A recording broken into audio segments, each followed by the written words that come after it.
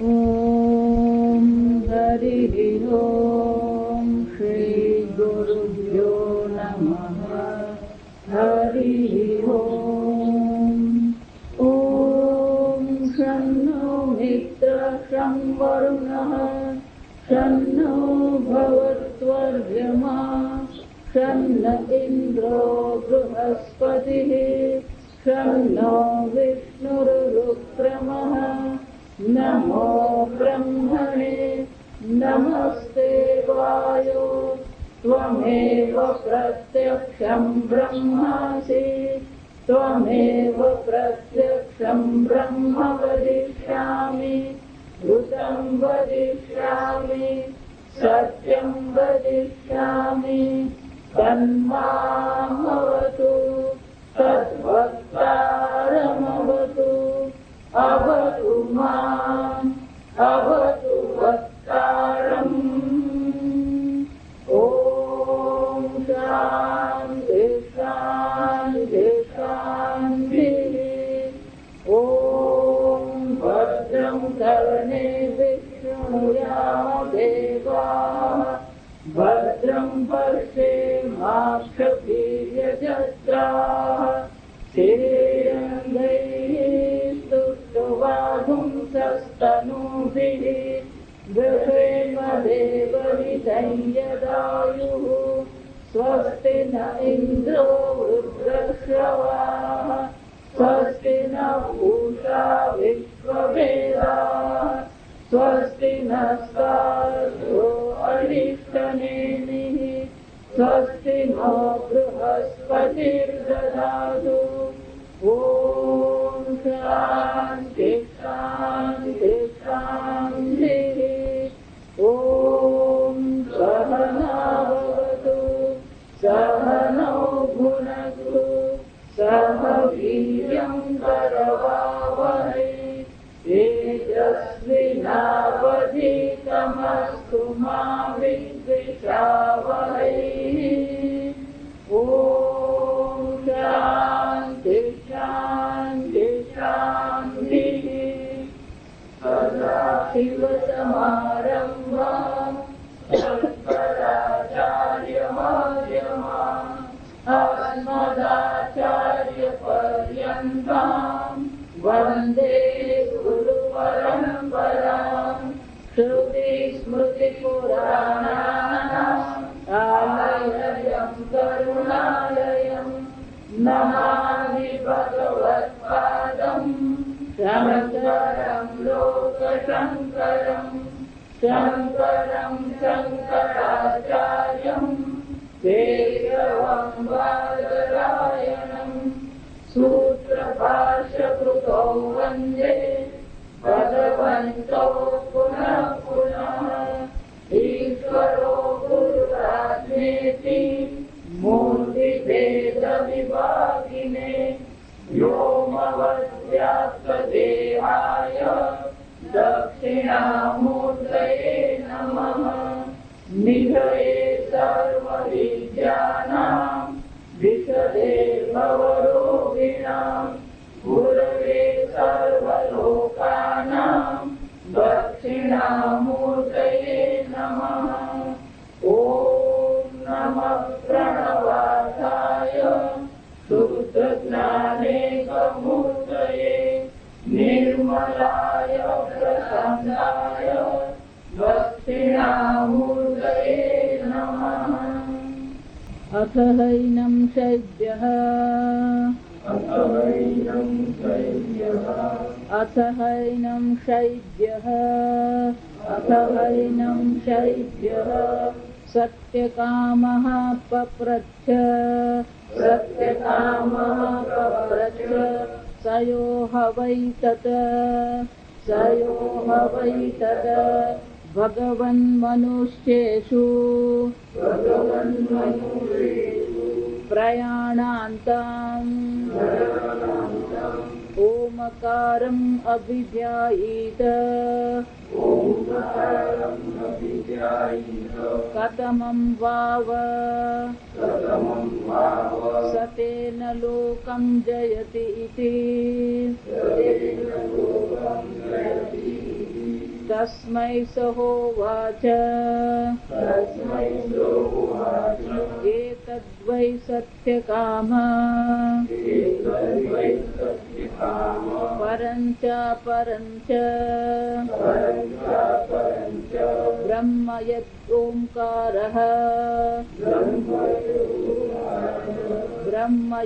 ओंकारः तस्माद् विद्वान् एतेन एव आयतनेन एकतरम् अन्वेति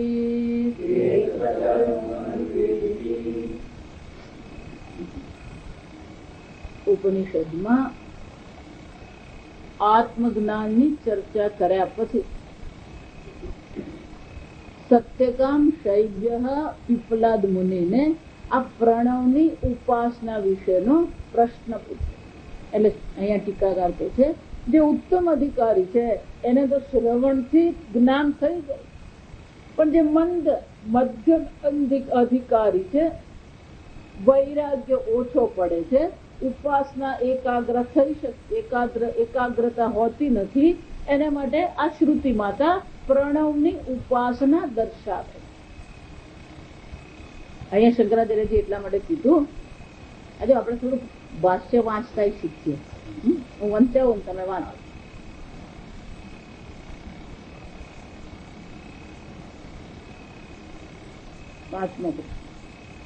अथ हैनं शैव्यः भाष्य अनिल भाष्य मंत्र ने अथ हैनं शैव्यः सत्यकामः पप्रच्छ अथ इदानीं परापरब्रह्म प्राप्ति साधनत्वेन परापरब्रह्म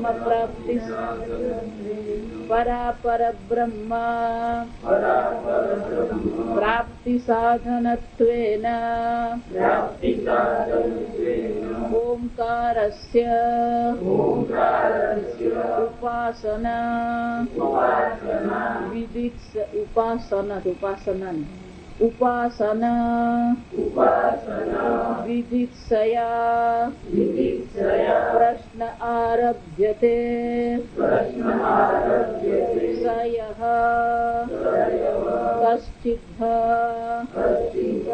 कश्चिद् वै भगवन् मनुष्येषु मनुष्याणां मध्ये तद् अद्भुतम् इव प्रयाणान्तं मरणान्तं यावज्जीवम् इति एतत् ओंकारम् अभिध्यायीत आभिमुख्येन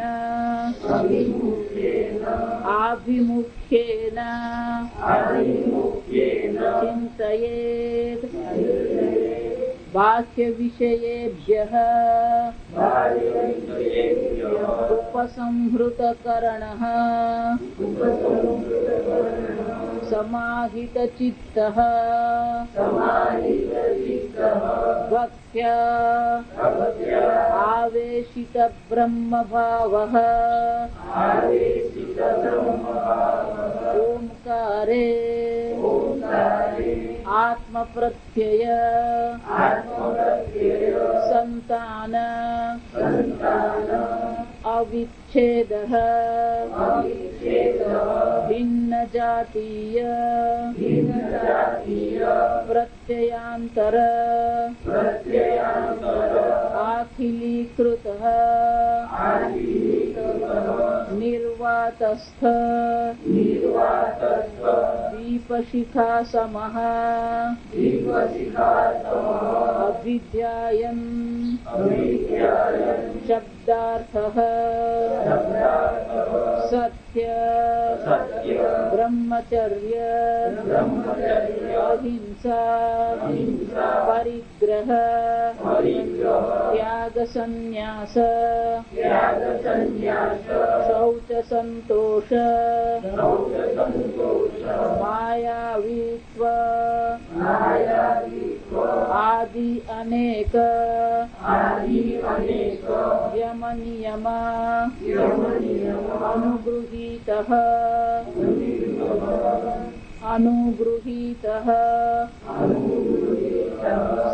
એવં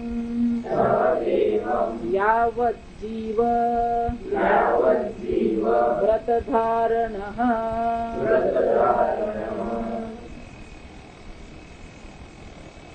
ભાષ્યનો પાઠ કરીએ ને અને બહુ મોટું પુણ્ય.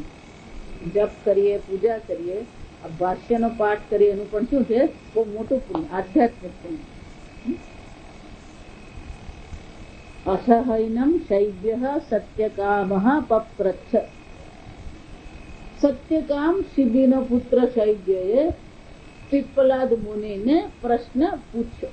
પપ્રચ્છ આ ભૂતકાળ જે બતાવવામાં આવે એવો પ્રકારનો ભૂતકાળ છે કે જે કહી રહ્યો છે એને આ પ્રસંગ જોયો નથી. શ્રી ભગવાન ઉવાચ એમ જયારે કહેવામાં આવે તો ઉવાચ પણ એક પ્રકારનો ભૂતકાળ એવું દર્શાવે કે આ લખનાર જે છે એને પ્રત્યક્ષ રીતે આ જોયું નથી પણ એને ખબર છે ગહન. એટલે ભૂતકાળ એ 3 જાતના, સંસ્કૃતમાં 3 જાતના ભૂતકાળ હતા. એક થોડોક જ નજીકનો ભૂતકાળ, એક સામાન્ય ભૂતકાળ, અને બીજો કયો છે જે બની ગયો પ્રસંગ પણ જે લખનાર છે અથવા કહેનાર છે એને પ્રત્યક્ષ જોયું નથી. 3 પ્રકારના ભૂતકાળ. સંસ્કૃત ભાષા ભણીએ ને તો આપણે ખબર પડે. પપ્રચ્છ એમ કીધું એનો શું થયો? આ જે બોલી રહ્યો છે, જે જણાવી રહ્યા છે એને આ પ્રસંગ જોયો પણ ખબર છે. પપ્રચ્છ એટલે કે છે સત્ય કામે આ પ્રશ્ન પૂછ્યો. સયોહ વૈ તદ ભગવન. હે ભગવાન, આ ગુરુ પણ ભગવાન સમાન છે. કશ્ચિત સયોહ વૈ એટલે આપણે જોઈ ગયા પ્રમાણે કોઈક વિરલો મનુષ્ય છે. કોણ? મનુષ્યોમાં પ્રાણાયાંત એટલે કે મૃત્યુ પર્યંત ઓમકારમ અભિધ્યાયિત. મૃત્યુ પર્યંત જેને ઓમકારની ઉપાસના કરી છે, ધ્યાન કર્યું. એટલે શંકરાચાર્યજી ભાષ્ય લખતા કહે છે અથ ઇદાનીમ પર અપરબ્રહ્મ પ્રાપ્તિ સાધનત્વેન ઓમકારસ્ય ઉપાસન. આ શંકરાચાર્યજી કહે છે હવે આજે પર અપર બ્રહ્મ છે એની પ્રાપ્તિના સાધન તરીકે, સાધન રૂપ આ બ્રહ્મ ઓમકારની ઉપાસના જે ઉપાસનાની વિધિક્ષયા જ્યાં સમજ એને વિધાન કહેવાની ઈચ્છાથી જ્યાં સમજ વિધિક્ષા, જેમ કે મુમુક્ષુ એમ કહીએ ને, જિજ્ઞાસુ એમ કહીએ એમ વિધિ પરથી જયારે આપણે આ ઈચ્છા પ્રત્યે લગાવવામાં આવે તો એ બની શું જાય? વિધિક્ષા. કહેવાની, વિધાન કરવાની ઈચ્છા. વિધિક્ષયા એટલે વિધાન કરવાની ઈચ્છાથી પ્રશ્ન આરભ્યતે. આ નવા પ્રશ્નનો આરંભ કરવામાં. આમ આ નવા પ્રશ્નનો આરંભ શાના માટે થયો? પ્રણવની ઉપાસનાનું વિધાન કરવાની ઈચ્છા. કશ્ચિત શંકરાચાર્યજી કહે છે કોઈક. એટલે કે કોઈક. હા એટલે ભારપૂર્વક કહેવામાં આવ્યું એ કોઈક જ છે. આપણે એમ કહીએ કોઈક જ એવું આપણે કહીએ કોઈક જ, ગુજરાતીમાં આપણે કહીએ એટલે કોઈક જ. વૈ ભગવાન મનુષ્ય શું? મનુષ્યાણા મધ્ય. આ મનુષ્યોમાં કોઈક એવો વિરલો છે. એક શંકરાચાર્યજી કહે છે આ કોઈક એમ જયારે કહેવામાં આવ્યું તો આ બ્રહ્મને જાણવાની ઈચ્છા કરવી, આ પ્રણવની ઉપાસનાની ઈચ્છા કરવી અને પ્રણવની ઉપાસના કરવી. જો સમજ એ કરનાર કોણ હોવો જોઈએ? શંકરાચાર્યજી કહે છે યત અદ્ભુતમ ઇવ. એ અદ્ભુત જ હોય. એ આ જગતમાં શું છે? આશ્ચર્ય જ હોય. કેમ? એટલે આ જગતમાં બીજું ઘણું છે. જો ભૌતિક જગત તો ભૂલી જ જવાનું, પણ જયારે આ ઉપાસનાની જગતમાં જઈએ, અનેક દેવતાઓ છે, અનેક દેવતાઓ અનેક પ્રકારના કર્મફળ આપનારા છે. એટલું જ નહીં, અનેક પ્રકારની સિદ્ધિઓ પણ મળી શકે એમ છે. આજે આ ઉપાસનાનું બહુ મોટું જગત છે.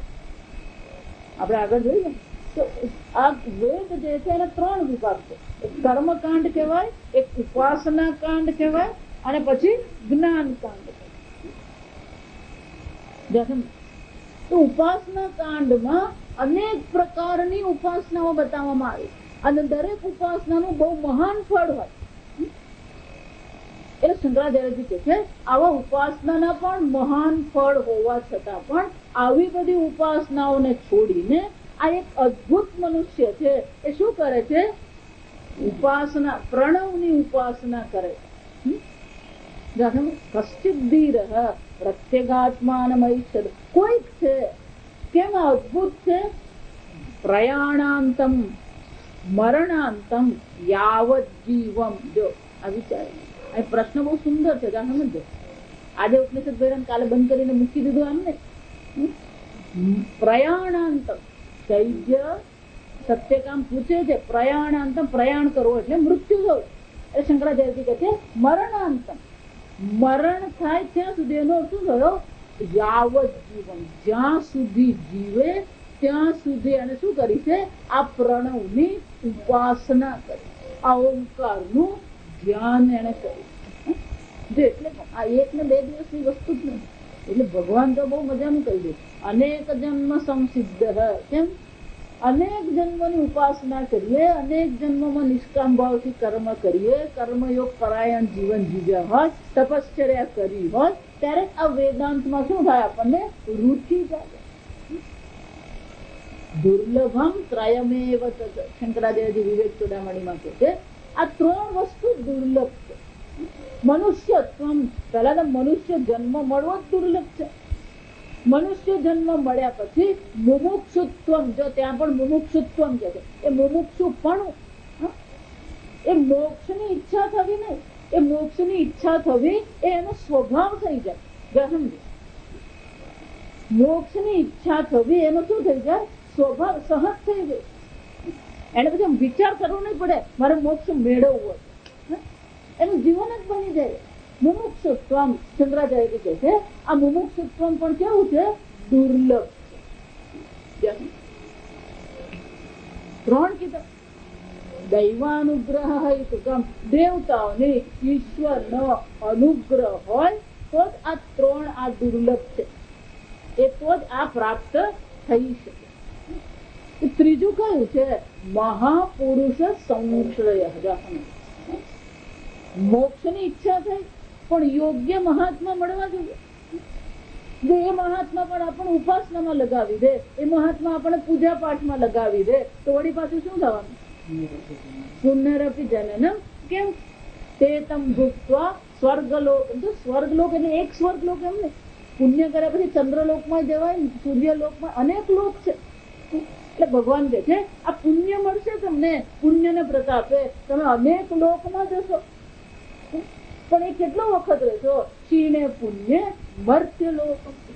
અને એટલા શંકરાચાર્યજી કહે છે કોઈ મહાપુરુષ મળી જાય જે આપણને શાસ્ત્ર અધ્યયન કરાવે, એ પણ કેવું છે? દુર્લભ છે. વેદાંતનું અધ્યયન કરવું, વેદાંતનું અધ્યયન કરાવવું સ્વયં કેવું છે? દુર્લભ છે. અને એટલે શંકરાચાર્યજી કહે છે અદ્ભુતમિવ. કેમ? યાવત જીવમ, જ્યાં સુધી જીવે ત્યાં સુધી એને શું કર્યું છે? ઓમકારમ અભિધ્યાયિત. એટલે શંકરાચાર્યજી ઓમકારમ અભિધ્યાયિત, એટલે શંકરાચાર્યજી કહે છે અભિધ્યાયિત નો અર્થ શું થાય? તો કે આભિમુખ્ય ને ચિંતયે. આભિમુખ્ય એટલે કે મુખ્યતઃ, આભિમુખ્ય એટલે કે એનું જીવન મુખ્યતઃ કોને સમર્પિત છે? આ ઓમકારની ઉપાસનામાં, ઓમકારના ધ્યાનમાં જ એનું જીવન શું છે? સમર્પિત છે. આભિ એટલે સર્વતઃ, અભિતઃ સારી રીતે, સંપૂર્ણતઃ એનું જીવન આ પ્રણવની ઉપાસનામાં સમર્પિત છે. પણ સારી રીતે કોને કહેવાય? જો સમજો, અભિતઃ એવું કીધું ને, આ અભિતઃ નો અર્થ હવે શંકરાચાર્યજી બતાવે. જો હું વારંવાર જે કહેતી આવી એમ કે આપણને અષ્ટાંગ યોગ થી કોઈ વિરોધ નથી. જો સમજો, અષ્ટાંગ યોગ આ બ્રહ્મ જ્ઞાન માટે સહકારી છે.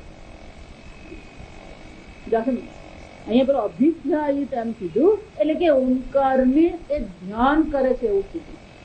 તો ધ્યાન શબ્દ ક્યાં આવે છે? આ અષ્ટાંગ યોગમાં આવે. જ્યાં સમજ, પણ એ ધ્યાન શબ્દ ક્યાં આવે છે?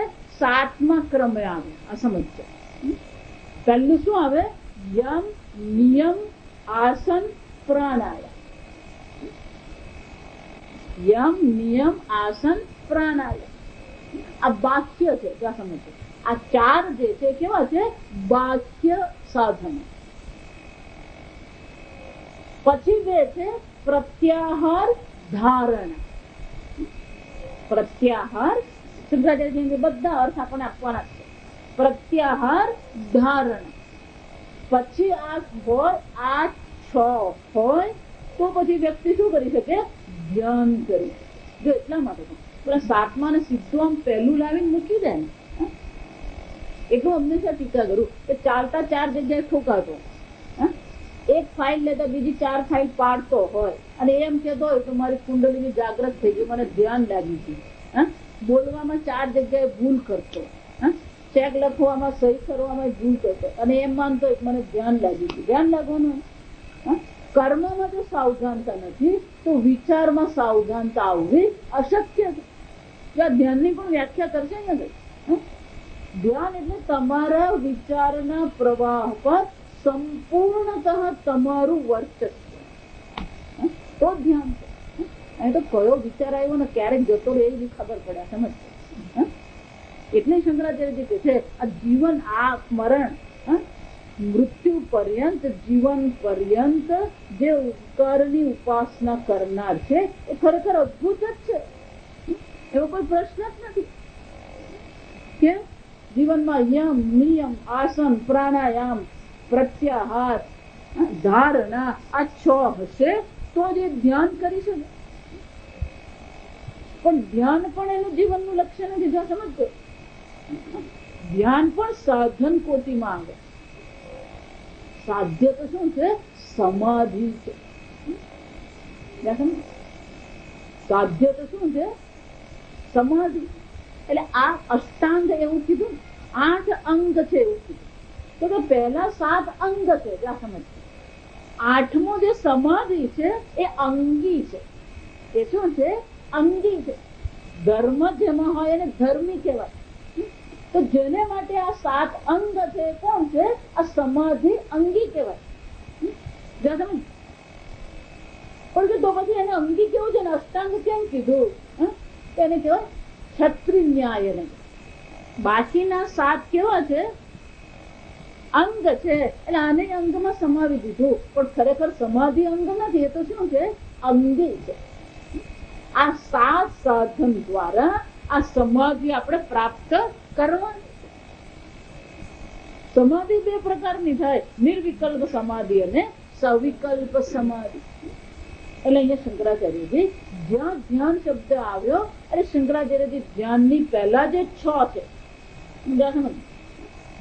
એ 6માં પણ શંકરાચાર્યજી આસન પ્રાણાયામની ચર્ચા કરતા. યમ, નિયમ, પ્રત્યાહાર અને ધારણ આ મુખ્ય છે. એટલે અહીં શંકરાચાર્યજી બહુ સુંદર રીતે આપણને સમજાવે છે કે આ જીવન પર્યંત ધ્યાન ઉપાસના કરવી હોય તો એ વ્યક્તિનું જીવન કેવું હોવું જોઈએ અથવા એના કેવા સદગુણો હોય તો એ ઉપાસના કરી શકે. એટલે કાલે મેં કીધું સામાન્ય લોકો માટે આ પ્રણવની ઉપાસના છે જ નહીં. એ શંકરાચાર્યજી અહીંયા ઘડી આ એક લાંબા શબ્દ વાક્ય દ્વારા આપણને દર્શાવી દે કે આવું જીવન હોય, આ પ્રકારનું ચિંતન હોય, આ પ્રકારના સદગુણો હોય તો પછી વ્યક્તિ પ્રણવની ઉપાસના કરી શકે. એટલે પહેલું શું કે છે? બાહ્ય વિષયેભ્યઃ ઉપસંહૃત કરણ અને પ્રત્યાહાર કહેવાય. જો સમજ, બાહ્ય વિષયેભ્યઃ ઉપસંહૃત કરણ. કરણ એટલે સાધન, ઇન્દ્રિય. આ ઇન્દ્રિયોને શું કરવામાં આવી છે? બાહ્ય વિષયોમાંથી ઉપસંહૃત કરી લીધી છે, પાછી ખેંચી લીધી. દેખો પાતંજલિ યોગની ભાષામાં પ્રત્યાહાર કરો. આહાર એટલે વિષય ગ્રહણ કરો. જો આપણે અનેક વાર જોઈ ગયા, ફક્ત ભોજન કરવાને આહાર નહીં કહેવાય. ઇન્દ્રિયો દ્વારા વિષય ગ્રહણ કરીએ એને શું કહેવામાં આવે? આહાર કહેવાય. હવે આહાર ને બદલે શું કરવાનું? પ્રત્યાહાર. પ્રત્ય એટલે વિરોધી. આહાર ગ્રહણ કરતા પોતાને અટકાવી દેવું એટલે પ્રત્યાહાર. પ્રત્ય એટલે વિરોધી. પક્ષ અને પ્રતિપક્ષ, વચન પ્રતિવચન. એટલે શંકરાચાર્યજી કહે છે આ પ્રત્યાહાર પહેલી વસ્તુ છે. વિષયોમાં મન જતું જ નથી. જેનું મન વિષયો, બાહ્ય વિષયોથી ઉપસંહૃત થઈ ગયું છે સ્વાભાવિક જ રીતે, એટલે બાહ્ય વિષયોની ઈચ્છા છે. ઇન્દ્રિયો કેવી છે?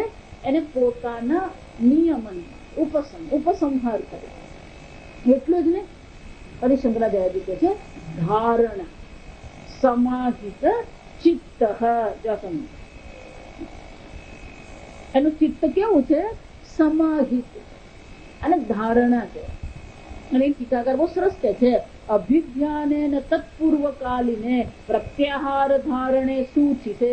કે અભિધ્યાન એવું જો કહેવામાં આવ્યું હોય તો એના પૂર્વકાલીન, એના પહેલા પ્રત્યાહાર અને ધારણા સૂચિત થઈ જ જાય. સમજો ધ્યાન એમ કીધું એનો અર્થ શું થયો? એના પહેલા પ્રત્યાહાર અને ધારણા આવી જ. અહીંયા જયારે અભિધ્યાયિત એમ કહેવામાં આવ્યું, શૈત્ય એમ કીધું અભિધ્યાનમ છે, તેનો અર્થ શું થયો? આ સમજી જ લેવાની વસ્તુ છે કે પ્રત્યાહાર અને ધારણા પણ ત્યાં છે. એનું સૂચન થઈ જ ગયું. સમજો કેટલીક વસ્તુઓ કહેવી નહીં પડે, એનું સૂચન આપોઆપ થઈ જાય. લગ્નમાં જવાનું છે એમ કહેવામાં આવે, એનો અર્થ શું થાય? પેલું કવર બનાવવાનું હોય, કપડા કેવા પહેરવા, એ બધું નક્કી જ. પછી સફેદ સાડી પહેરીને આપણે લગ્નમાં નહીં જઈએ. સૂચિત જ છે કે આ લગ્નમાં જવાનું એટલે શું છે? અમુક વસ્તુ હોય. પ્રવાસમાં જઈ રહ્યા છે તો પછી શું કરવાનું? પછી લખવું નહીં, પણ પ્રવાસમાં જો ઘણી એટલે આપણે પ્રવાસ લઈ જાય ને એ લોકોને ખબર કે લોકો બધું બુદ્ધિ બહુ વાપરે નહીં, એટલે પછી બધું જ લખી લેતું. મીણબત્તી ને માચીસ ને ટોર્ચ ને પ્રવાસમાં જવું છે એમ કહીએ એટલે શું છે? એની કીટ તૈયાર જ હોવી જોઈએ. આમ ધ્યાન કરવું છે તો એની કીટમાં શું આવી જાય? આ બધું આવી જ છે. પ્રત્યાહાર ધારણા. એટલે ટીકાકાર કે છે એ કેવું નહીં પડે, પ્રત્યાહાર અને ધારણાનું અહીંયા સૂચન થઈ ગયું છે. પણ છતાં આપણે એવું વિચારીએ નહીં. એટલે શંકરાચાર્યજી કે છે તમે નહીં વિચારો એટલે હું તમને કહી દઉં છું. જ્યાં સમજશે તો પ્રત્યાહાર, જો પાતંજલિ યોગની દ્રષ્ટિએ એમણે પ્રત્યાહારની વ્યાખ્યા બહુ સરસ થઈ. શંકરાચાર્યજી આપણે ટૂંકમાં જ કહી દીધું. સ્વ વિષય આસંપ્રયોગે ચિત્તસ્ય સ્વરૂપ અનુકાર. સ્વ વિષય, દરેક ઇન્દ્રિય પોતાના જે વિષયો છે એ વિષયો એમાંથી એને શું કરી દીધી છે? ઇન્દ્રિયાના પ્રત્યાહાર. ઇન્દ્રિયોને એને પાછી ખેંચી લીધી. જ્યાં સમજશે વિષયો તો બહાર છે જ અને એ રહેવાના જ છે, પણ આ વિષયો મારા માટે ઉપયોગી નથી, વિક્ષિપ્ત કરનારા છે, દુઃખ આપનારા છે. આમ સમજીને ઇન્દ્રિયોને શું કરવામાં આવી છે? પાછી ખેંચી લીધી. એટલે કે પાતંજલિ યોગમાં કીધું કે એ એનું ચિંતન જ નથી કરતું. ઇન્દ્રિયોમાં વિષય આવતો જ નથી. જો વિચારજો, આપણે તો ઈચ્છા વગર બધું ઘણું મનમાં આવી જાય. પ્રત્યાહાર એટલે શું છે? ઇન્દ્રિયો એ વિષયમાં પોતપોતાના વિષયોમાંથી પાછી આવી ગઈ છે. એટલે કે છે સ્વરૂપ અનુકાર ઇવ ઇન્દ્રિયાણામ. એ પોતાના જ સ્વરૂપમાં, પોતાના જ સ્થાન પર આવી ગઈ છે. ગીતામાં પણ ભગવાન જયારે ધ્યાનની ચર્ચા કરે, છઠ્ઠા અધ્યાય ત્યારે બધી જ ચર્ચા કરે. એટલું જ નહીં, પ્રત્યાહાર, પ્રત્યાહાર એટલે કે સમાહિત ચિત્ત. તો યોગ સૂત્રમાં એની વ્યાખ્યા, ધારણાની વ્યાખ્યા કરી, દેશ બંધ ચિત્તસ્ય ધારણા. દેશબંધ, બહુ સુંદર છે. ઇન્દ્રિયોને વિષયથી બાંધી દીધી, વિષયથી હટાવી દીધી. એ જ રીતે આ ચિત્ત જે છે એ ચિત્તને એક જ દેશમાં બાંધી દીધું. આપણું ચિત્ત તો એવું છે કે અહીંયા બેઠા બેઠા અમેરિકા પહોંચી ગયા. એનો અર્થ શું થયો? ભલે શરીર અહીંયા છે પણ આપણું ચિત્ત અન્ય દેશમાં જઈ છે. સુરત કામ હોય એટલે અહીંયા બેઠા બેઠા આપણે શું વિચાર કરતા? સુરત. એટલે તમારું ચિત્ત શું થયું? જે દેશમાં શરીર છે એ દેશને છોડીને બીજા દેશમાં જતું. તો ધારણા એટલે શું થયું? આ ચિત્તને અન્ય દેશમાં જતા અટકાવ. એટલે યોગ સૂત્રમાં પાતંજલિ મુનિ કહે છે દેશ બંધ. દેશ બંધ, ચિત્તને આ જ દેશમાં બાંધી દે, બીજા દેશમાં. આ દેહથી બહાર જાય જ. જો એટલા માટે આપણે ધ્યાન કરીએ ને ત્યારે પહેલા શરીરને પેલું ધ્યાન સામેથી કરાવે. શરીરનું ધ્યાન કરીએ એટલે પછી આપણું મન શું છે? બહાર જાય ને અહીંયા આગળ શું થઈ ગયું? બંધાઈ જાય. દેશ બંધસ્ય ચિત્તસ્ય ધારણ. એક જ દેશમાં ચિત્તને અટકાવી એને શું કહેવામાં આવે?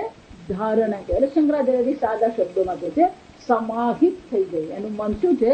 અન્ય દેશમાં, અન્ય કાળમાં જતું નથી. અહીંયા જેનું ચિત્ત સમાહિત થઈ ગયું. અન્ય દેશ, અન્ય કાળ કે અન્ય વિષયોમાં એનું મન જતું નથી. મન સમાહિત થઈ ગયું, એકાગ્ર.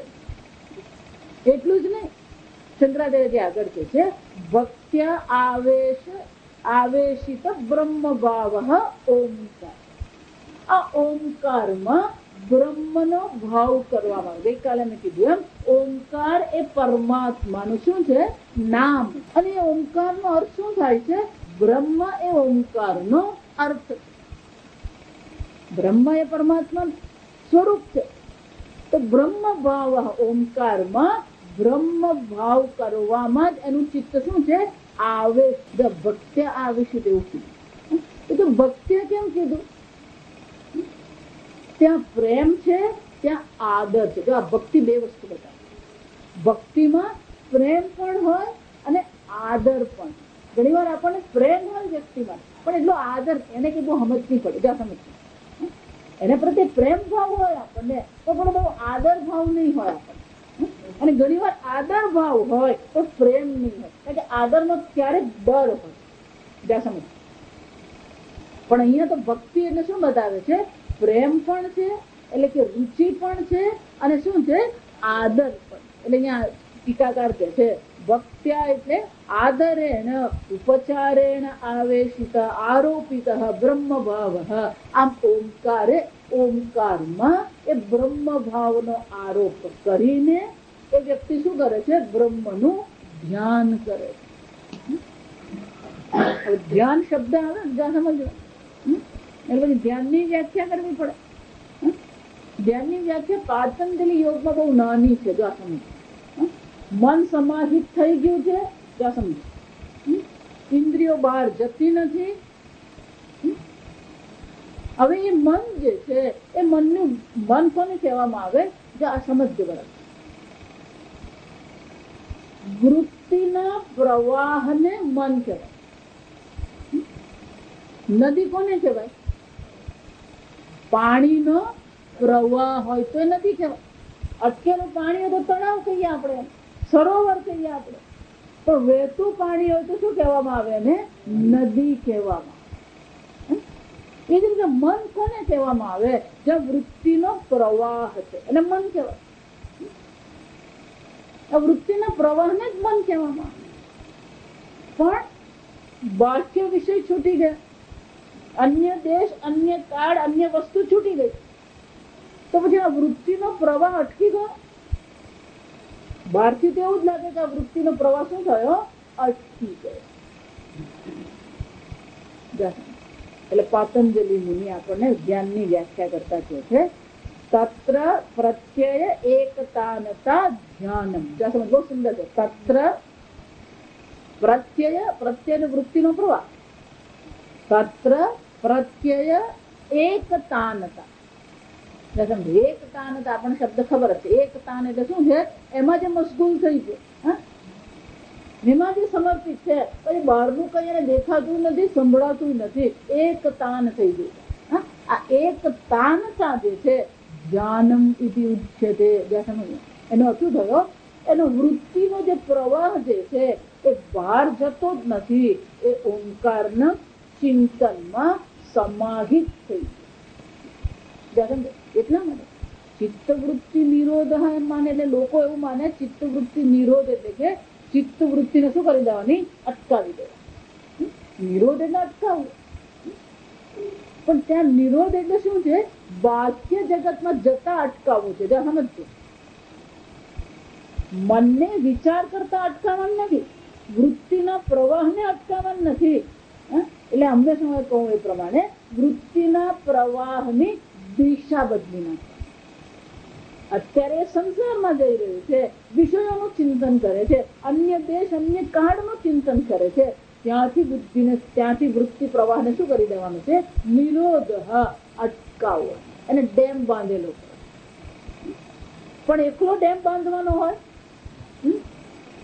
વૃત્તિનો પ્રવાહ જઈ રહ્યો છે સંસારમાં, એને શું કરવાનું?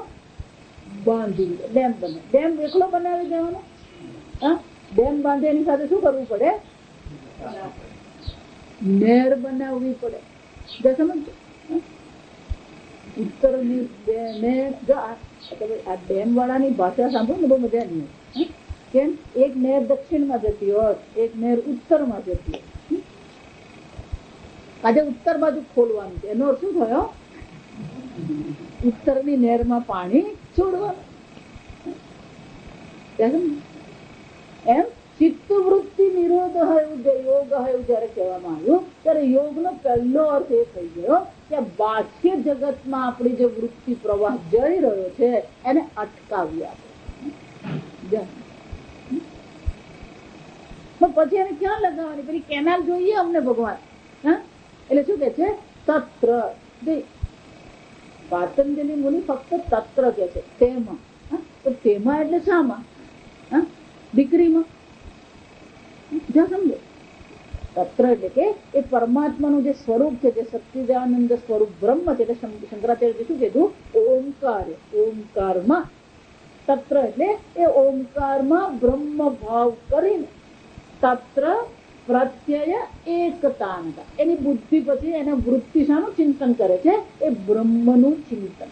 ઓમકારને, ઓમકાર રૂપી સાધન દ્વારા એ કોનું ચિંતન કરે છે? બ્રહ્મનું ચિંતન. જેટલા માટે શંકરાચાર્ય શું કીધું? આ ઓમકારની ઉપાસના એ સાધન છે. સમજજો, બ્રહ્મ પરાપર બ્રહ્મ પ્રાપ્તિ સાધન ઓમકાર. તો ઓમકાર રૂપી સાધન દ્વારા શું કરવામાં આવે છે? બ્રહ્મની ઉપાસના. જો આગળ આપણે ઉપનિષદમાં મુંડકમાં જોઈ ગયા, પ્રણવો ધનુઃ શરોહ્યાત્મા બ્રહ્મતન લક્ષ્યમુચ્ય. આ ધનુષ છે, કોણ છે? આ ઓમ એ પ્રણવ એ શું છે? ધનુષ. પ્રણવો ધનુઃ શરહયાત આત્મા. અને ધનુષ પર શું ચડાવવું પડે? આપણે તીર, તીર ચડાવવું પડે. તો કે આ આત્મા એ તીર છે. ધનુષ એ પ્રણવ છે, આત્મા તીર છે. એનું લક્ષ્ય શું છે? બ્રહ્મતન લક્ષ્ય મુચ્યતે. બ્રહ્મ એનું લક્ષ્ય. પ્રણોદનું શરોહ્યાત્મા બ્રહ્મતન લક્ષ્ય મુચ્યતે. લક્ષ્ય છે એનો શું થયો? આત્મા અને બ્રહ્મ એક જ છે, ઐક્ય જ્ઞાન છે. એટલે ત્યાં શું કે છે? સર્વત તન્મયો ભવે. જેમ પેલું તીર પોતાના લક્ષ્યમાં એકાકાર થઈ જાય. એ જ રીતે આ આત્મા અને બ્રહ્મ બે નથી, બંને શું છે? એક. તન્મયો ભવે, એ બ્રહ્મ સ્વરૂપ છું, એ જ્ઞાન એને મળે. એટલે પ્રણવ પણ શું છે? પ્રણવ નો આધાર લઈને, એટલે આધાર છે આ પ્રણવ કોને ચિંતન માટે? બ્રહ્મ ભાવ માટે. કઠોપનિષદમાં એટલે યમરાજા બહુ સરસ કહે છે, એતદ આલંબનમ શ્રેષ્ઠમ એતદ આલંબનમ પરમ એતદ આલંબનમ જ્ઞાત્વા યો યદ ઇચ્છસી તસ્ય તત તદ ઓમકાર એતદ ઓમકારમ એવ. ત્યાં પણ શું કહે છે? આ બ્રહ્મ ભાવ માટે, આ બ્રહ્મ ચિંતન માટે એતદ આલંબનમ, આ પ્રણવ શું છે? આલંબન છે. એટલે કેવું આલંબન છે? એતદ આલંબનમ શ્રેષ્ઠ, આ શ્રેષ્ઠ આલંબન છે. એતદ આલંબનમ પરમ, આ ઉત્તમ પરમ આલંબન છે. કેમ? એ આલંબન દ્વારા શું છે? યો યદ ઇચ્છસી તસ્ય તત, જે ઈચ્છા કરે એની એને પ્રાપ્તિ થાય. અને એ આલંબન શું છે? ઓમ ઇતિ એ તત, યમરાજા કહે છે એ ઓમકાર છે. તો ત્યાં પણ એક આ ઓમકારની ઉપાસના દરેક ઉપનિષદમાં છે. સમજો, છાંદોગ્ય ઉપનિષદ હોય, બૃહદારણ્યક હોય, મુંડક હોય, કઠોપનિષદ હોય, બ્રહ્મ ચિંતન માટે સાધન શું બતાવવામાં આવે છે? આ પ્રણવની ઉપાસના. આમ પ્રણવની ઉપાસના ધ્યેય નથી, જો સમજો ભાઈ. પ્રણવની ઉપાસના સાધન છે બ્રહ્મ ચિંતનના. એટલે શંકરાચાર્યજીએ કહી દીધું, ભક્ત્યા આવિષ્યેત બ્રહ્મ ભાવ ઓમકાર. ભક્તિપૂર્વક, આદરપૂર્વક એ ઓમકારમાં બ્રહ્મ ભાવ કરવામાં આવે. અને એટલા માટે અહીંયા પાતંજલિ મુનિ પણ શું કહે છે? તત્ર એકતાનતા. જો તત્ર એટલે કે એ પરમાત્માના સ્વરૂપમાં આપણું મન એકાગ્ર થઈ જાય, એને જ કહેવાય ધ્યાન. આ એકાગ્ર થઈ જાય એનો અર્થ શું થયો? અન્ય સર્વ વિષયોની વૃત્તિનો પણ ત્યાગ. જો સમજો, વિષયોનો જ નહીં, એ વિષયોનું મનમાં ચિંતન પણ નથી થતું. હું કૃષ્ણનું ચિંતન કરું, કે આ બધા અહીંયા ટેકનિકલ શબ્દો આવશે. શંકરાચાર્ય ધ્યાનની વ્યાખ્યા કરશે. તો ધ્યાનની વ્યાખ્યામાં કેટલાક પારિભાષિક શબ્દો. હું જયારે કૃષ્ણનું ચિંતન કરું તો મારી વૃત્તિનો વિષય શ્રી કૃષ્ણ છે, પણ એ શ્રી કૃષ્ણને બદલે એ વૃત્તિ ક્યાંક બીજે જતી રહે. તો શ્રી કૃષ્ણનું ચિંતન કરનારી જે વૃત્તિ, જેને પ્રત્યય કહેવાય, એને સજાતીય પ્રત્યય.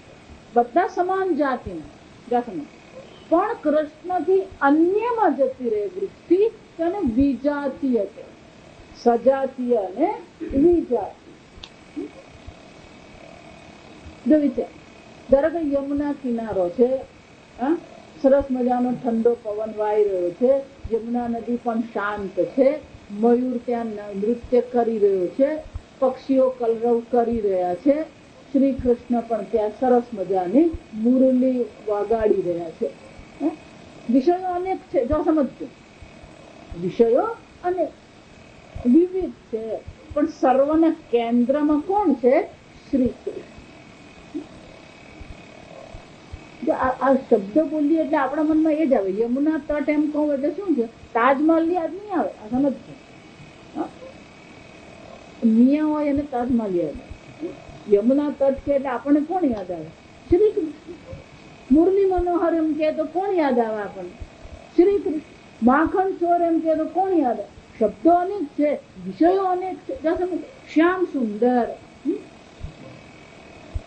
આ બધામાં યાદ આપણને કોણ આવે છે? શ્રી કૃષ્ણ. એનો અર્થ થયો વૃત્તિઓ અનેક છે. એટલા માટે વૃત્તિ અટકાવવાનું નથી, ફક્ત વૃત્તિનો વિષય બદલવાનો. તો જયારે યમુના તટ કે, મુરલી મનોહર કે, તો એ બધા વિષયો જે છે એના કેન્દ્રમાં કોણ છે? શ્રી કૃષ્ણ. આને શું કહેવાય? સજાતીય વૃત્તિ પ્રવાહ. એને શું કહેવામાં આવે? કે શ્રી કૃષ્ણનું આપણે ચિંતન કરીએ તો એ શ્રી કૃષ્ણનું ચિંતન છે, એમાં શું કહેવાય? સજાતીય વૃત્તિ પ્રવાહ. પણ શ્રી કૃષ્ણનું ચિંતન કરતા હોય, મુરલી મનોહર એવો શબ્દ આવે એટલે મુરલી મનોહર પરથી મુરલી મનોહર જોશી પર પહોંચી જઈએ. આ જોશી લખનઉ થી ઉભા રહેલા, આ લખનઉમાં બધા મિયા છે, તો શું થઈ ગયું? સજાતીય વૃત્તિ ને બધે શું થઈ ગયું? વિજાતીય વૃત્તિ પ્રવાહ. તો બહુ સહેલું છે, કશું અઘરું નથી, આપણા શબ્દો જ મોટા.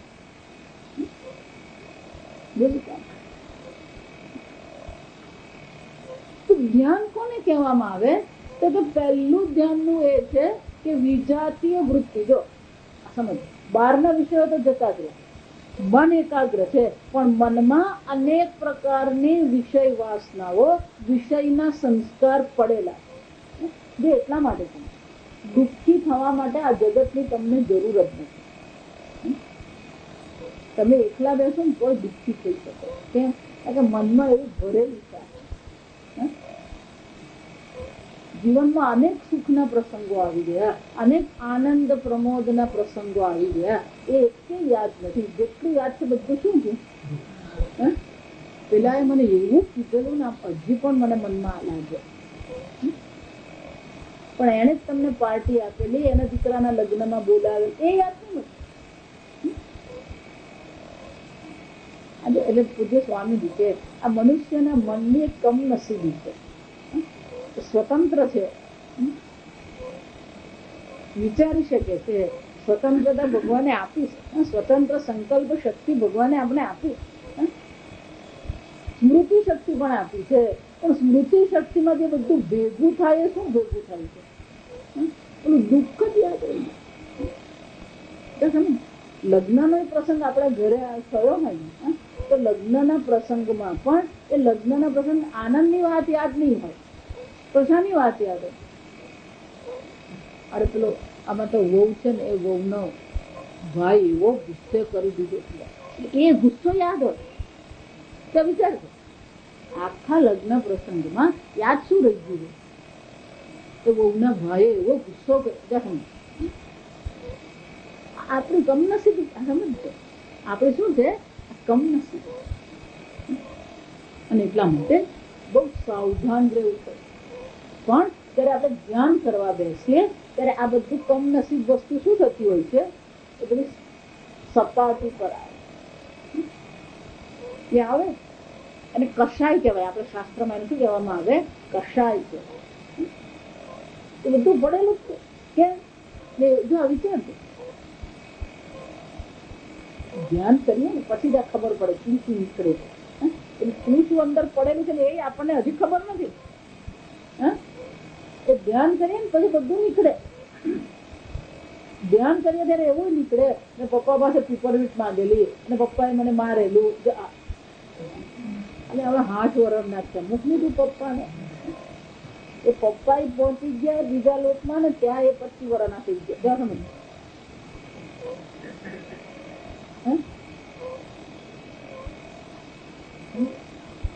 એટલા માટે અધ્યાત્મમાં પહેલું શું કહેવામાં આવે?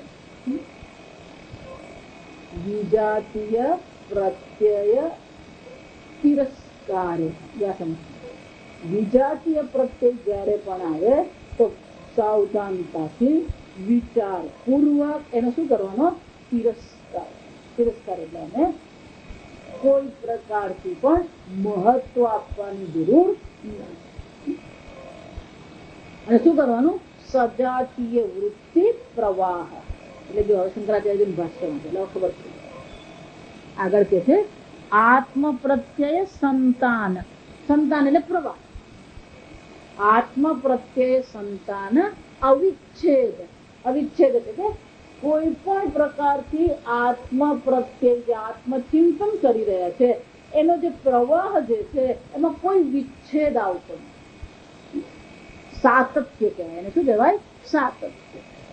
આત્મ પ્રત્યય સંતાન અવિચ્છેદ. એનો વિચ્છેદ થતો નથી. બીજું શું છે? ભિન્ન જાતીય પ્રત્યય અંતર. ભિન્ન જાતીય વિજાતીય પ્રત્યય જે છે એ બધા અંતર, એના વિના. અંતર એટલે કે એના વિના. અખિલીકૃત. અખિલીકૃત ખીલી એવું કહીએ ત્યાં સમજો. આ બહુ શબ્દ મજાનો. જો આ કપડું હોય ને, જો આ કપડું તો આ સાતત્ય કહેવાય. સતત છે અહીંયા આગળ કપડું સતત છે. પછી એમાં પેલું કાણું હોય, જો આમાં છે કાણું.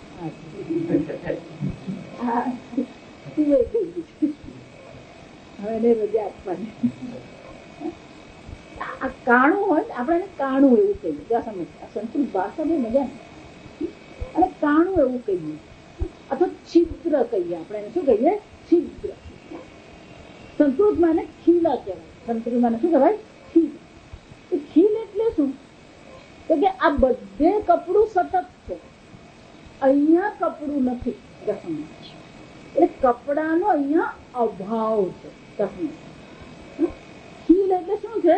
એનો અભાવ છે, ત્યાં કપડું નથી. એટલે એને શું કહેવામાં આવે?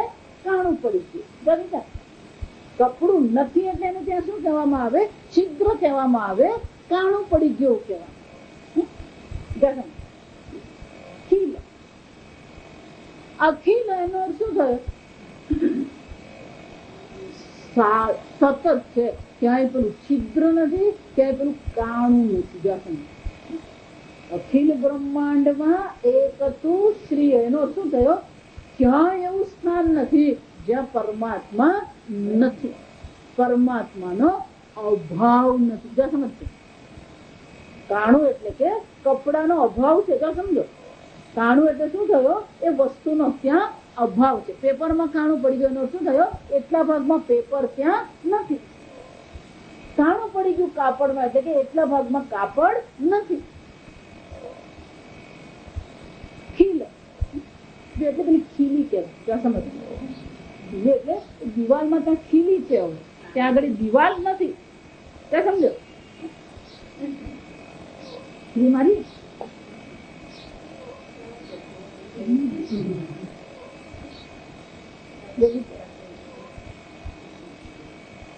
અખિલી. શંકરાચાર્ય શું કે છે? અખિલીકૃત. અખિલ કરી દેવામાં આવ્યું. પહેલા ખીલ. સમજો પહેલા શું થતું હતું? કૃષ્ણનું ચિંતન થાય ખરું, પણ વચ્ચે વચ્ચે પાછું અકૃષ્ણ આવી જાય, કાણું પડી જાય. શું થાય? વિચારમાં શું પડે? પણ હવે શું કરવાનું?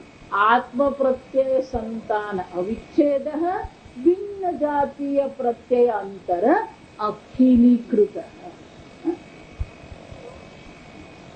ધ્યાનમ શબ્દાર્થ. શંકરાચાર્ય કહે છે આને અભિધ્યાન શબ્દનો અર્થ કહેવાય. અભિધ્યાન શબ્દનો અર્થ શું થાય? આપણે વૃત્તિનો પ્રવાહ આત્મચિંતન કરે છે, આત્માથી અન્ય ચિંતનથી એ શું છે? અટકી જાય. જો એટલા માટે પ્રત્યાહાર ને, હવે જો સમજો આ ક્યારે શક્ય બને? પ્રત્યાહાર અને ધારણા હોય તો જ શક્ય બને. અવિચ્છેદ પ્રવાહ જોઈએ આપણને. એ અવિચ્છેદ પ્રવાહ ક્યારે થઈ શકે? જ્યાં સુધી આપણામાં પ્રત્યાહાર અને ધારણા દ્રઢ થતા નથી ત્યાં સુધી આ ધ્યાન થાય છે. એટલા માટે હું હંમેશા ધ્યાનની મજાક જ ઉદાહરણ, કારણ કે કોઈ કઈ ધ્યાન છે જ નહીં. જેટલા કહેતા હોય ને કે ધ્યાન લાગ્યું, પણ એટલે ત્યાં ધ્યાનમાં બેઠા ને ત્યાં જઈને આપણે ખખડાવવાની જરૂર નથી. જો સમજ, જે કરી રહ્યો છે એને શું કરવાનું? એટલે આપણા શાસ્ત્રમાં કહ્યું, કોઈ પણ વ્યક્તિ શ્રદ્ધાથી કોઈ સાધના કરતું હોય તો એની શ્રદ્ધા તોડવાની. ગીતામાં ભગવાન કહે છે ન બુદ્ધિ ભેદમ જન. એની બુદ્ધિમાં ભેદ, એની બુદ્ધિમાં અશ્રદ્ધા ઉત્પન્ન કરવાની જરૂર. પણ આપણે પણ સમજી લેવાનું છે કે ત્યાં શું છે. હું જે કહું છું શાના માટે છે? આપણી સમજદારી માટે, સ્પષ્ટતા માટે. અને આપણને ખબર નથી, આપણને ખબર નથી. એ બેઠેલામાં, એ 50 બેઠેલામાં કોઈકને કદાચ ધ્યાન લાગ્યું પણ હોય, આપણને ખબર નથી. જો સમજવાનું, કોનું પુણ્ય ક્યારે જાગી જાય અને ક્યારે એને બ્રહ્મામાં ચિંતન થાય આપણને જ ખબર. પુણ્ય જન્મમાં કદાચ એને શાસ્ત્ર શ્રવણ કર્યું પણ હોય. જો સમજજો, શક્યતાઓ અનંત છે. સુખદેવજીને માના ગર્ભમાં શું થઈ ગયું? જ્ઞાન થઈ ગયું. એમણે કઈ ધ્યાન કરવું નતું પડે, એમને ધ્યાન કરવાનું હતું જ ને. એવું જ વામદેવજી વામદેવ જે હતા એ વામદેવને ગર્ભમાં જ બ્રહ્મ જ્ઞાન થયું. ત્યાં જ બેઠા ગર્ભમાં જ બોલવા માંડ્યું, હું પૃથ્વી છું, હું આકાશ છું. હા, એટલા માટે પણ જે કરીએ એ સમજીને કરીએ, યોગ્ય રીતે કરીએ. આંધળું આપણે અનુકરણ કરવાની કોઈ જરૂર નથી. એટલે શંકરાચાર્ય પણ સ્પષ્ટતા કરી દે છે, સર્વ વિષયેભ્યઃ.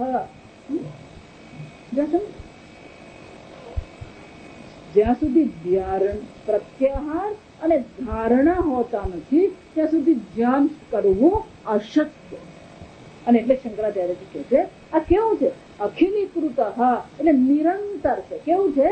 નિરંતર. અંતર ક્યાંય પડતું નથી, એ નિરંતર ધ્યાન થઈ રહ્યું છે. કેવી રીતે? એટલે શંકરાચાર્યજી ઉદાહરણ આપતા કહે છે. જો આ ઉદાહરણ આપણું દ્રષ્ટાંત જે છે એ ગીતામાં એ શંકરાચાર્યજી લાવીને કહે છે, નિર્વાતસ્થ દીપ શિખા સમ. વાત એટલે વાયુ, નિર્વાત એટલે કે જ્યાં પવન નથી. એ પવન જયારે નહીં હોય ત્યારે દીપ શિખા, દીપની જે જ્યોત હોય એ કેવી હોય?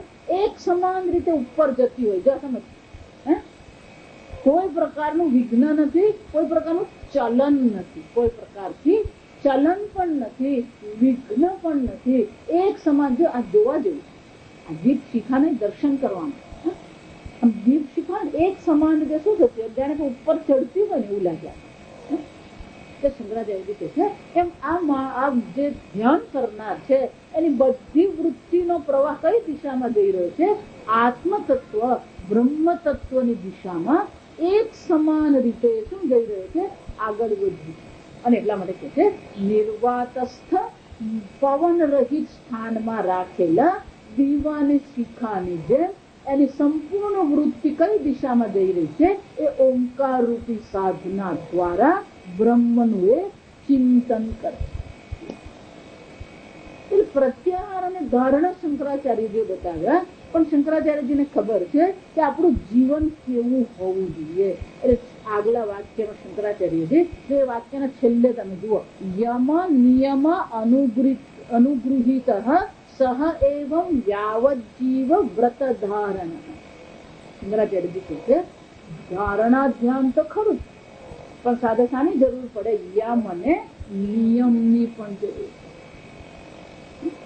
અનુગૃહિત એટલે શું છે? આ યમ અને નિયમ પણ એનું જીવન બની ગયું. પ્રત્યાહાર ધારણા પણ એનું જીવન બની ગયું છે. એવો જે સાધક છે એ સાધક શું કરી શકે છે? આ પ્રણવનું ઉપાસના કરી શકે. અભિધ્યાન એટલે કે સારી રીતે એનું ધ્યાન એ કરી શકે. યમ નિયમ એટલે શું છે? યમ એટલે આપણું બાહ્ય જગત સાથેનો જે વ્યવહાર છે ને યમ કહેવાય. અહિંસા, સત્ય, બ્રહ્મચર્ય, અપરિગ્રહ અને અસ્તેય. પાંચ જે છે એ આપણા બાહ્ય જગતનો આપણો જે સંબંધ છે એ પ્રગટ છે. અહિંસા, કોઈને પણ હિંસા નહીં કરીએ. સત્ય વચનમ, જેવું જોયું હોય, જેવું સાંભળ્યું હોય એ જ બોલવું અને સત્ય વચન. બ્રહ્મચર્ય, ઓછામાં ઓછા ભોગથી જીવન જીવવું. અપરિગ્રહ, ઓછામાં ઓછી વસ્તુઓ સંગ્રહ કરવો. એટલા માટે જે વસ્તુ એક વર્ષથી વાપરી નહીં હોય એ બધી ભંગારમાં કાઢી જ નાખે. આ ભંગારવાળા પર આપણે ઉપકાર કરતા નથી, આ ભંગારવાળો આપણા પર ઉપકાર કરે છે. એ શું કે છે? આ ભંગાર તમે મને આપ્યું નહીં, હું તો આપું છું, મૂકું. આ તો મારા બાનો પિતા છે. જો એટલા માટે આ ફ્લેટ વાળું છે ને બહુ સારું છે. કેમ? એમાં માળીઓ હોય જ. માળિયામાં એવી એવી વસ્તુ પડી હોય એ 5 વર્ષથી જોયે નહીં હોય, નહીં આપણે યાદે નહીં હોય કે આ વસ્તુ જ છે માળિયામાં. એટલે શું કે છે? અપરિગ્રહ, અસ્તેય. અસ્તેય એટલે કે અન્ય કોઈની વસ્તુ પર આપણે નજર નાખવાની જરૂર નથી. આ સંબંધ, જો આ જગત સાથેના સંબંધને યમ કહે. નિયમ કોને કહેવામાં? જો શંકરાચાર્ય બધું બતાવે છે. નિયમ કોને કહેવાય? તપ. પહેલું શું છે? તપ. શૌચમ, આંતર શૌચમ પણ આંતરિક રીતે પણ આપણી અંતઃકરણ શુદ્ધ હોવું જોઈએ. બાહ્ય વાતાવરણ છે, શરીર, કપડા, વાતાવરણ પણ કેવું હોવું જોઈએ? સ્વચ્છ, પવિત્ર હોવું. તપઃ શૌચમ સંતોષ. જે પણ મળે એમાં આપણા મનમાં શું હોવું જોઈએ? સંતોષ હોવો. સંતોષી નર સદા સુખી. આમ શૌચમ તપઃ સંતોષ. પછી બીજા બે છે ઈશ્વર પ્રણિધાનમ, ઈશ્વરની ભક્તિ, અને પાંચમો છે સ્વાધ્યાય, શાસ્ત્રનું અધ્યયન કર.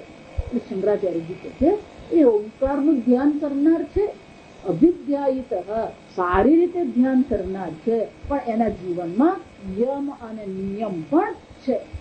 અને 5 દિવસ માટે યાવત જીવ વ્રત ધારણ, જીવે ત્યાં સુધી આ વ્રતનું એ ધારણ કરનાર છે. શંકરાચાર્યજી કહે છે ધ્યાન એ કરી રહ્યો છે એ સૂચિત કરે છે આપણને કે એના જીવનમાં યમ, નિયમ, પ્રત્યાહાર અને ધારણા પણ છે.